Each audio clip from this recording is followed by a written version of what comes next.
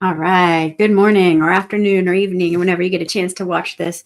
I'm Jessie Burger, and I'm reading The Art of Focus by Dan Coe, 3 pages a day. And we're on day 47, and I'm on page 174. So if you want to start at the beginning, I put a little link in the comments to start at the beginning, and you should be able to just watch them in a row if you want to catch up. All right, let's dive in. Let's set this aside for a minute and create a new set of circles.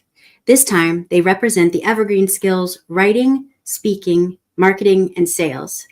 The same thing happens. As you cultivate these skills, awareness overlaps and you can solve problems at the intersections, while specialists are focused on one small circle. Next, apply the same thing to results-oriented skills.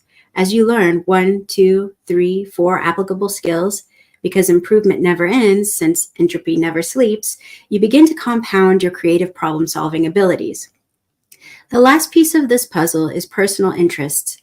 Most people never have the thought of making a living doing what they love because they are missing awareness of the eternal markets, evergreen skills, and results-oriented skills that allow them to navigate the business landscape. Now, any of the above can be considered personal interests of yours. Curiosity is powerful, and I would be disappointed if those skills did not excite you for a potential future. But we can create one last square of growing circles that represent your personal interests. In my case, I gravitated toward spirituality, philosophy, metaphysics, and human potential. When I connect this last piece to the other 3 sets of squares I've created, it forms 4 walls in the shape of a cube. We can place a problem in the middle of that cube, navigate the outer edges for creative firepower, and piece together a unique solution that may one day be worth millions of dollars. Pardon me. Money, of course, is a byproduct of your life's work. Money matters, especially in this day and age. But there is a way to find meaning in the fabricated resource. Your personal interests can be anything.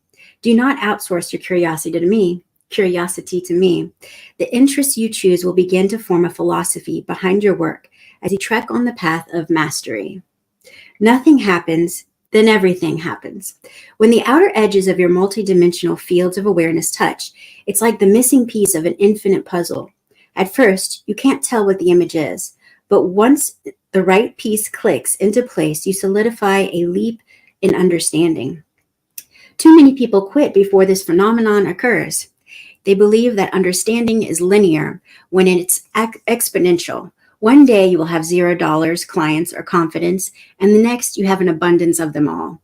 When the image of the puzzle is clear, you can observe the story of others, identify their missing piece, and help them fill the gap. All of this sounds great, I'm sure, but let's make it even more practical. You need a real-world project to act as a vessel for your exploration of the unknown. A project helps narrow your focus on one achievable goal, brings clarity to your actions, and encourages true learning through struggle. The project.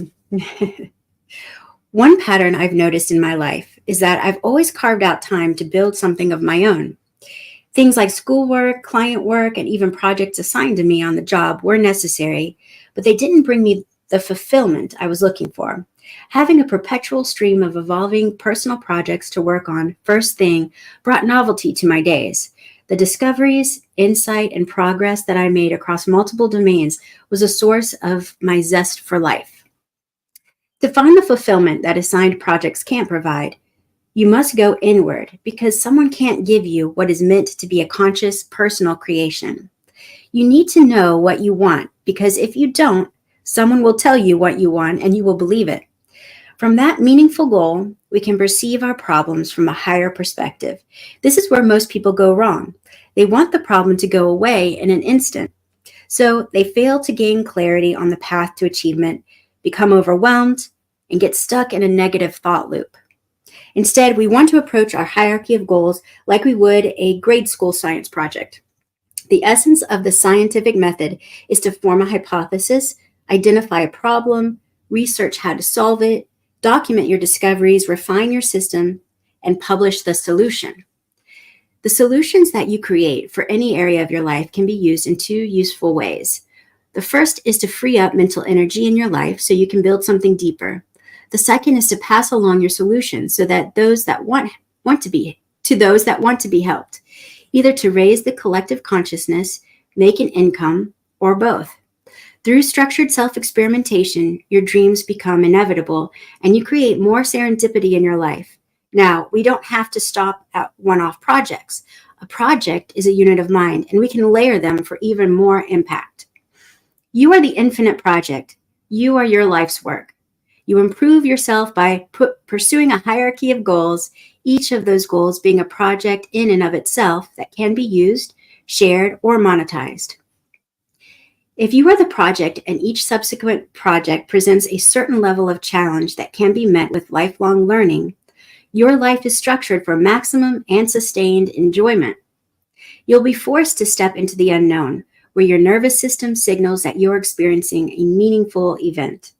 When your life becomes a process rather than an outcome, the perception of your daily life reflects that, and your suffering decreases. Each level of challenge that you surpass allows you to educate those under you that are facing the same. Projects only live on as long as their impact is spread.